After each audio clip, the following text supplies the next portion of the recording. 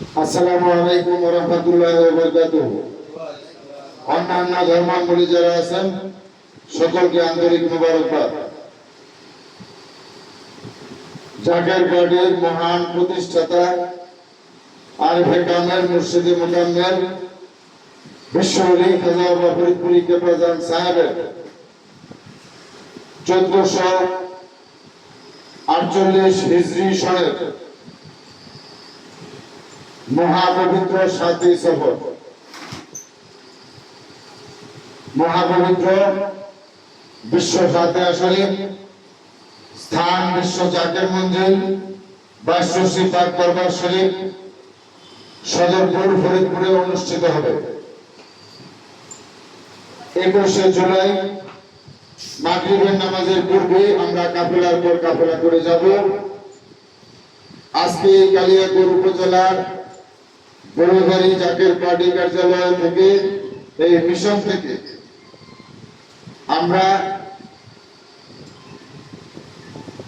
Hezbollah ইমাম জাকের পার্টির মাননীয় চেয়ারম্যান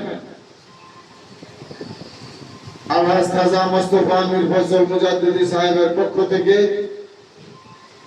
জাকের পার্টির সম্মানীয় মাননীয় সিনিয়র ভাইস চেয়ারম্যান অর্থনীতিবিদ অধ্যাপক ডক্টর খাজা সাহেব আমির ফজল মুজাদ্দিদি সাহেবের পক্ষ থেকে দেশবাসী জাতি ধর্ম বর্ণ নির্বিশেষে সবাইকে আমরা এই মহাপবিত্র 7ই সফর, মহাপবিত্র বিশ্ব ফাতিহা শরীফ ও মহাপবিত্র বিশ্ব ইসলামী মহাসম্মেলনের দাওয়াত আপনাদের করলাম মিডিয়ার মাধ্যমে।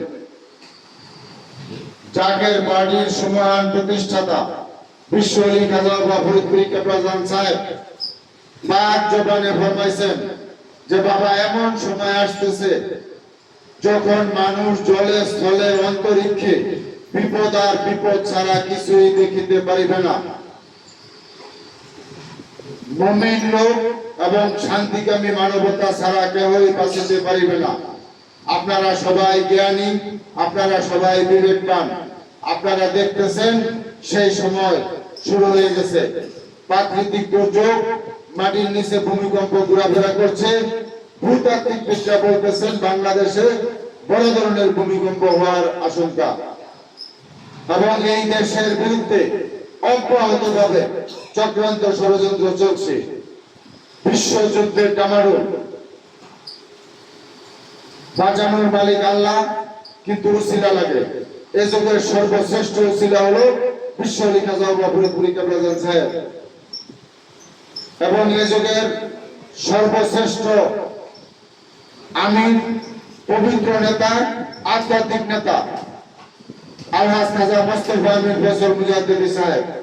তাই আপনাদের সকলকে উদাত্ত আহ্বান, যদি আল্লাহ পাকের রহমতের চাদরে ঢাকা থাকতে চান, যদি আল্লাহ পাকের গজব থেকে বাঁচতে চান, তাহলে জাকের পার্টির পতাকার নিচে আসেন এবং মহাপবিত্র 7ই সফর, মহাপবিত্র বিশ্ব ফাতিহা শরীফ ও বিশ্ব ইসলামী মহাসম্মেলন, স্থান বিশ্ব জাকের মঞ্জিল, 22 পাক দরবার শরীফ, সদরপুর ফরিদপুরে অনুষ্ঠিত হবে। আপনাদের সকলকে দাওয়াত দিলাম, এবং আপনারা ওলি আল্লাহর দরবারে যার যার সাধ্য মতো আপনারা সকলেই খেদমতে শরীক থাকবেন। এই আহ্বান জানিয়ে আমি আমার বক্তব্য শেষ করলাম। আসসালামু আলাইকুম ওয়া রাহমাতুল্লাহি ওয়া বারাকাতুহু।